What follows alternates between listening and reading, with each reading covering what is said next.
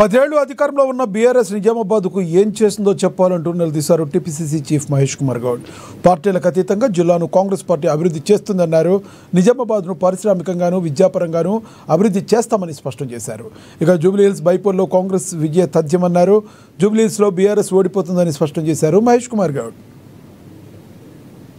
వ్యవసాయ జిల్లా ఆసియా ఖండంలో కిషన్ గంజ్ అనేది అతిపెద్ద మార్కెట్గా పేరున్న జిల్లా క్రమేణా తగ్గుతూ వచ్చిన సందర్భంలో మళ్ళీ ఇప్పుడు కాంగ్రెస్ పార్టీ అధికారంలోకి వచ్చిన తర్వాత పారిశ్రామిక పరంగా కూడా ఈ జిల్లాను అభివృద్ధి చేసుకోవాలనే ఉద్దేశంతో పామాయిల్ ఇండస్ట్రీని కూడా నిజాం షుగర్ ఫ్యాక్టరీ పునరుద్ధరించే పరిస్థితిలో కొంత ఇబ్బంది ఉన్నప్పటికీ ఒక పెద్ద పామాయిల్ కలెక్టింగ్ యూనిట్ తీసుకురావాలనే సంకల్పంతో ఉన్నాం.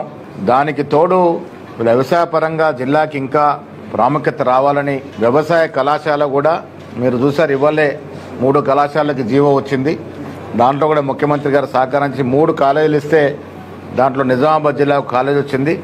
డిస్పెల్లోని యూనివర్సిటీలోనే అది పెట్టాలని ముఖ్యమంత్రి గారు విజ్ఞప్తి చేశాం. రోడ్లు ఎంత మెరుగుపడితే జిల్లాలు అంత మెరుగుపడతాయి. నేను మొదటి నుంచి ఒక మాట చెప్తా ఉన్నాను, టెంపుల్ కారిడార్ రోడ్డు ఈ జిల్లాకి తీసుకొస్తానని. దాంట్లో నా స్వార్థం, నేను పుట్టిన గ్రామం కూడా గుండా ఆ రోడ్ వస్తూ ఉంది. ఆ టెంపుల్ కారిడార్ రోడ్డు ఇప్పుడు దాదాపు 380 కోట్లు పైగా హెచ్చిచ్చారండి. రోడ్డు ధర్మపురి నుంచి కొండగట్టు వరకు, కొండగట్టు నుంచి వెములవాడ వరకు, వెములవాడ నుంచి రుద్రంగి, మానాల, రాహత్ నగర్ మా గ్రామం గుండా లింబాద్రిగుట్ట దేవస్థానం, అక్కడ నుంచి భీమ్గల్, మోర్తాడ్, ఆర్మూర్, నందిపేట మీదుగా బాసరకి ఈ రోడ్డు వల్ల కరీంనగర్ నిజామాబాద్కి డిస్టెన్స్ కూడా దాదాపు 30 కిలోమీటర్లు తగ్గే అవకాశం ఉందని నిపుణులు చెప్తా ఉన్నారు. ఇదొక పెద్ద వ్యవసాయ జిల్లా. ఆసియా